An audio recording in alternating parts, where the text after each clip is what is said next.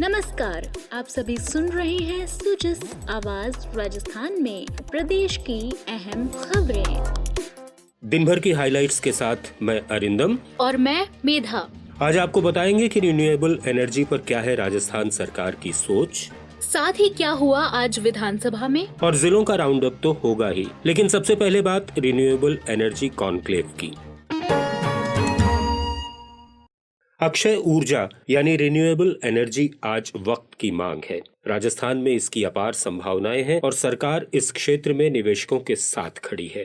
मुख्यमंत्री अशोक गहलोत ने जयपुर में हुए रिन्यूएबल एनर्जी कॉन्क्लेव में ये बात कही। पॉलिसी बहुत शानदार बनती राजस्थान के अंदर, इसका मैं आपको विश्वास दिलाता हूँ। चाहे वो सोलर की हो, चाहे विंड की हो, उसी रूप में लोग आने लगे राजस्थान के अंदर। अभी हम इस दिशा में आगे बढ़ना चाहते हैं कि पॉलिसी को हम लोग देख रहे हैं, उसमें इम्प्रूवमेंट क्या कर सकते हैं जिससे कि इन्वेस्टर को तकलीफ नहीं हो और राज्य के अंदर राज्य के इंटरेस्ट भी पूरे उनको शिफ्ट किया जा सके। मैं आपसे अपेक्षा करूंगा कि राजस्थान आपका अपना प्रदेश है, यहाँ के आपको सभी तरह से आपको कंफर्टेबल फील करेगा। आप लोग यहाँ के लोगों के व्यवहार से भी, लेबर बहुत कम लगती है पर उसके बावजूद भी कोई लेबर अनरेस्ट नहीं रहती है, लॉ एंड ऑर्डर की स्थिति अच्छी है, वायुमंडल भी अच्छा है यहाँ का, सब तरह से आप महसूस करोगे हम सही जगह गए हैं। तो राजस्थान बहुत आगे बढ़ रहा है, इसमें कोई दुरा नहीं। यहाँ डेजर्ट के एरिया बहुत लंबे चौड़े हैं, कोई कमी नहीं है लैंड की। उसी रूप में जो सोलर की जो ग्रेविटी है वो ज्यादा है राजस्थान में, हम लोग नंबर 1 है देश के अंदर। बरला में जो प्लांट लगा है आज वो देश का सबसे बड़ा सोलर पार्क बन गया। राजस्थान में संभावना बहुत ज्यादा है। हम चाहते हैं कि आप लोग प्रयास करें जब सोलर प्लांट के लिए, तो मैन्युफैक्चरिंग यूनिट भी आपके यहाँ लगे। राजस्थान की जनता को ये एहसास होना चाहिए कि जो सोलर प्लांट के लिए एक से एक इंडस्ट्री आ रही है, उसका लाभ राजस्थान को क्या मिल रहा है।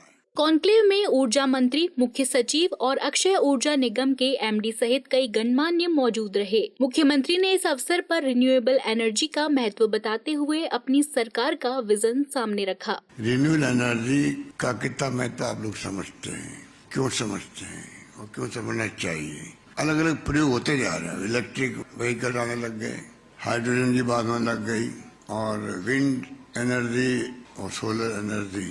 इनमें राजस्थान हुआ था करीब 11 लाख करोड़ के लगभग एमओयू हुए। जनरली एमओयू होना एक बात है, अब बाद में 20-30% मुश्किल से लोग आते हैं। यहाँ करीब 50% इम्प्लीमेंटेशन की स्थिति बन चुकी है अभी तक की, और उम्मीद करते हैं और आगे बढ़ेगी। उसमें 90% मेरे ख्याल से ज्यादा सोलर के ही है उसके अंदर। तो आप सोच सकते हो सोलर और रिन्यूएबल एनर्जी का क्या महत्व है आप सबके लिए भी और सरकार के लिए भी। हमारा कमिटमेंट भी है कि हम नॉन कन्वेंशनल एनर्जी जो है उसकी तरफ जो कदम बढ़ाए हैं उसमें हम लोग आगे बढ़ेंगे। और ज्यादा हम क्या कर सकते हैं आपके लिए, चाहे वो रिप्स की बात की गई हो, कस्टमर पैकेज की बात की गई है, या आपको जो प्रॉब्लम नहीं आए कोई प्रोसेस के अंदर, उसके लिए हमने सिंगल विंडो सिस्टम बनाने का प्रयास किया है। तो प्रयास ऐसा है, माहौल बन चुका है और इसीलिए इन्वेस्टर काफी बड़ी तादाद में आने लगे हैं। आज विश्व वन्य जीव दिवस है। सीएम ने सोशल मीडिया पर अपने संदेश में कहा कि हमारा राजस्थान चिंकारा, बाघ और मोर जैसे जीवों की विभिन्न प्रजातियों से समृद्ध है। हमें वन्य जीवन की रक्षा का प्रण लेकर इसे और सार्थक बनाना चाहिए। मुख्य सचिव उषा शर्मा ने आज मुख्यमंत्री सार्वजनिक सेवा उत्कृष्टता पुरस्कार सीएम एक्सेल अवार्ड लॉन्च किया। 2023-24 के बजट में विभागों, अधिकारियों और संस्थानों के अच्छे कामों की सराहना के लिए मुख्यमंत्री ने इस अवार्ड की घोषणा की थी। ये अवार्ड हर साल सिविल सेवा दिवस पर 21 अप्रैल को दिया जाएगा। इस मौके पर सीएस ने कहा कि फ्लैगशिप योजनाएं और गुड गवर्नेंस की दिशा में सभी कार्मिकों का काम अच्छा रहा है। अब समय है कि उन्हें सराहा जाए। और अब विधानसभा में आज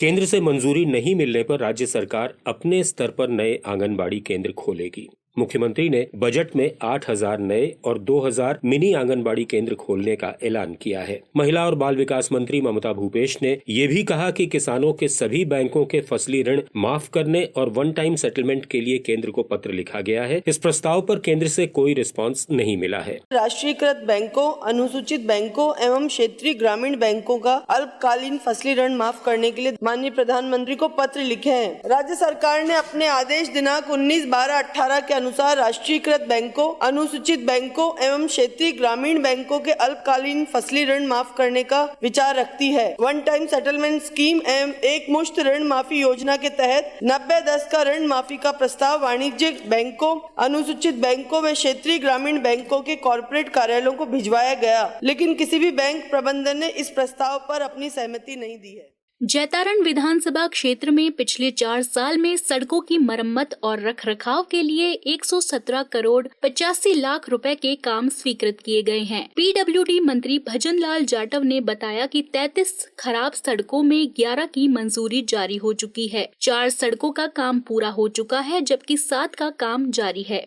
अनुप्रति कोचिंग योजना के पात्र विद्यार्थियों को राज्य सरकार हर मुमकिन सहायता दे रही है। सामाजिक न्याय और अधिकारिता मंत्री टीकाराम जूली ने विभिन्न प्रोत्साहन योजनाओं पर कहा, वर्ष 2021-22 के मुख्यमंत्री अनुप्रति कोचिंग योजना अंतर्गत आर्थिक पिछड़ा वर्ग के अभ्यर्थियों को भी निःशुल्क कोचिंग करवाई जा रही है। विभाग द्वारा वर्ष 2021-22 से अम्बेडकर डीबीटी वाउचर योजना आरंभ करके राजस्थान राज्य में आर्थिक कमजोर वर्ग के विद्यार्थियों को लाभान्वित किया जा रहा है। 75 छात्रों को लाभान्वित किया जाकर 7.5 लाख रुपए व्यय किए गए हैं। कालीबाई भील मेधावी छात्रा स्कूटी योजना अंतर्गत सामान्य वर्ग के आर्थिक पिछड़ा वर्ग एवं 2021 में 573 छात्राओं को स्कूटी वितरण की गई है। विधायक अपने क्षेत्र में सरकारी परिसंपत्तियों की मरम्मत और नवीनीकरण के लिए अपने कोष से 20% राशि दे सकते हैं। राजस्व मंत्री रामलाल जाट ने कहा कि नसीराबाद में हरिपुरा के प्राइमरी स्कूल भवन का नवीनीकरण इस कोष से कराया जा सकता है।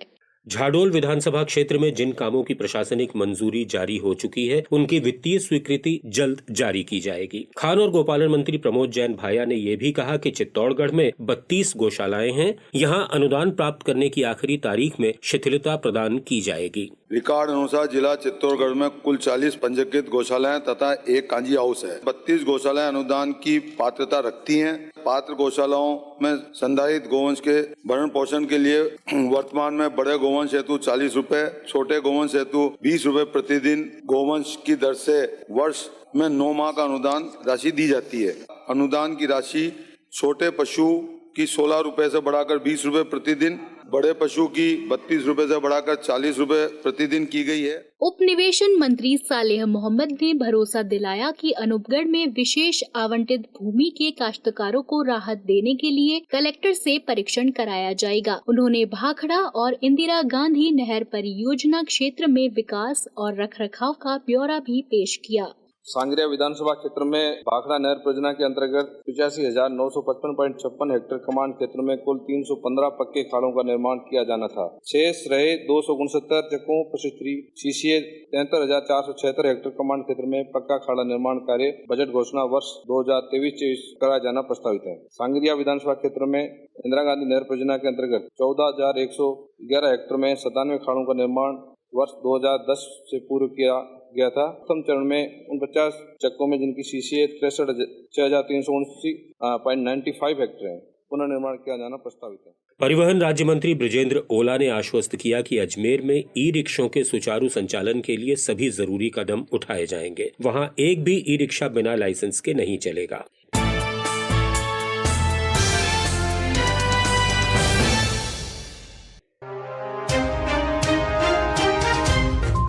अब सुनिए जिलों का राउंड अप।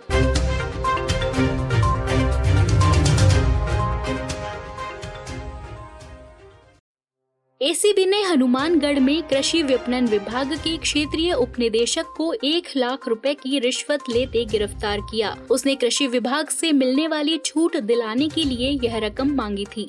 कोटा में बन रहे चंबल रिवर फ्रंट में बैराज गार्डन और उसके आसपास के फव्वारों का ट्रायल किया गया, जो सफल रहा। यहाँ बने विशाल फाउंटेन का ट्रायल भी जल्द किया जाएगा।